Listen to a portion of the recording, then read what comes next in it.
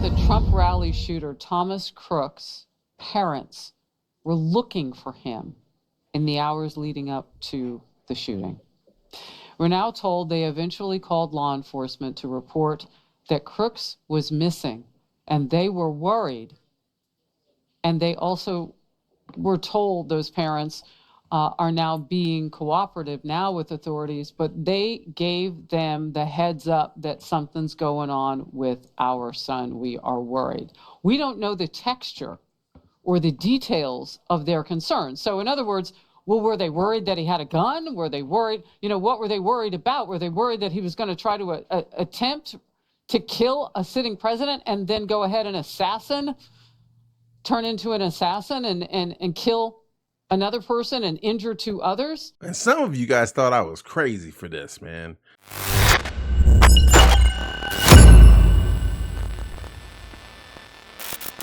It was an attempted assassination on Trump, but he managed to murder anyway.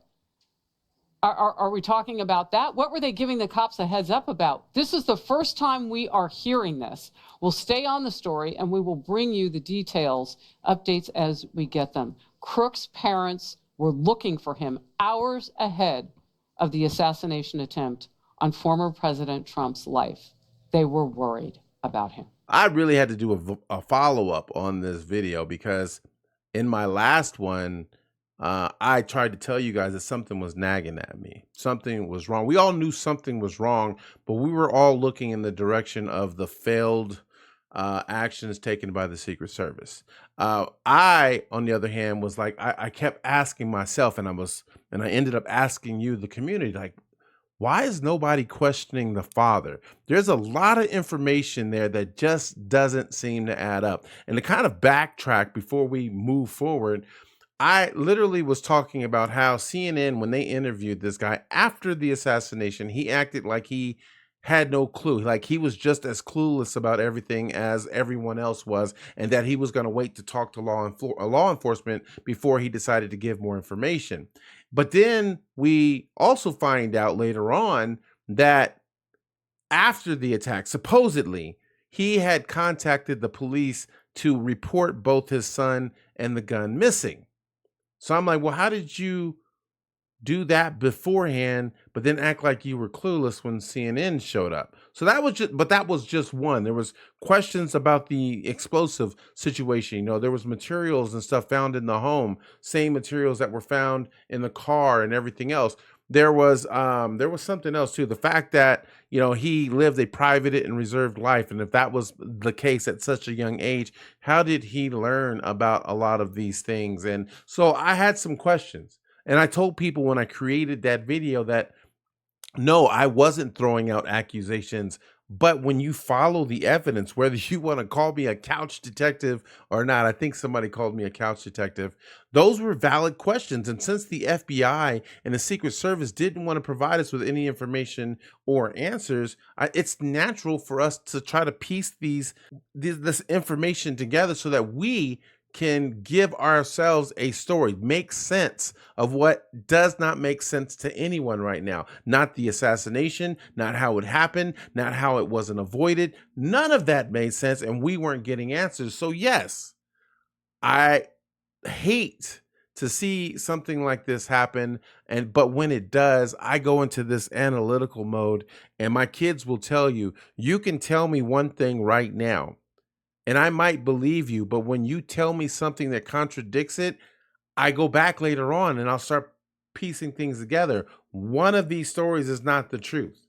And that's what happened. But when I shared this video, I then broke it up into 3 different sections to kind of share the different pieces.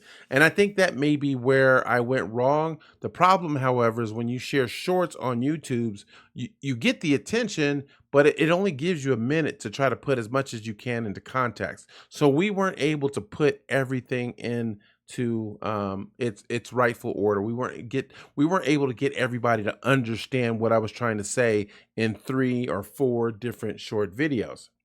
But now we fast forward after I hear people in the comment section saying that it's just conspiracy, that you don't know what you're talking about and all this other stuff. And then we just get confirmation. We now know without a shadow of a doubt that the father knew more than he was letting on when he talked to CNN. We also know that he did not call the cops after the Trump attack. He called them an hour before, him and his wife. They had concerns. Nobody knows what those concerns were, but they had concerns. And now they're saying, to add insult to injury, that they are now being cooperative with law enforcement. So, which basically suggests what? They weren't being cooperative before. So what did you know? Were you complicit? Can you be considered an accomplice because of the information that you had? I don't necessarily think so.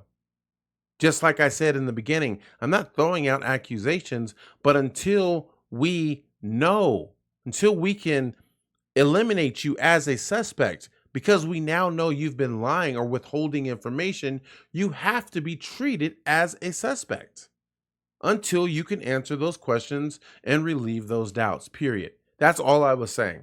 So again, this isn't an I told you so moment. This is me telling you guys that this is why we have conversations. This is why we put the information on the table. I'm not one to assassinate a person's character. I deal with the issues in front of me. And if I'm wrong about something, I will freely tell you. I will be the first to come out and admit that I'm wrong about that particular thing. Why? Because I love information. I love the truth. And sometimes we have to put things out there. We have to put out the information that we have in order to get to the truth. So if I make a wrong guesstimation based on the information that I have, I am being genuine about it. I just didn't have all the information at that time. So again, we now know. So instead of calling me crazy, just be open to the fact that maybe there's a reason why we share information like this. Let's have those discussions. And speaking of which, I actually created AskMikeRock.com so that we can take information like this and kind of piece it together as a community when we can. It's new. There's not a whole lot of, in fact, I think I'm the only member on it right now, but as we grow, I know people will have more and more questions. I hope that they will trust that whether I'm right or wrong about a particular thing, that I am very genuine about getting to the root of the problem and trying to figure out both answers and solutions so that we can move forward as a community, as a people. And again, yes, I lean conservative, but I don't necessarily, but I'm not opposed to listening to what people have to say on the left. I have issues. I do. I'll be the first to admit, but we all have issues. We should be able to come to the table, talk about those issues. And I think that's how we come, we're able to compromise and sacrifice and come to a solution that eventually works for everyone. We can't do that when all we're doing is lying to each other, and we will lie through our teeth just to support our personal agendas and whatever we don't like about the other side. I don't, that's not the point of this conversation. Hopefully you understand where I'm getting at.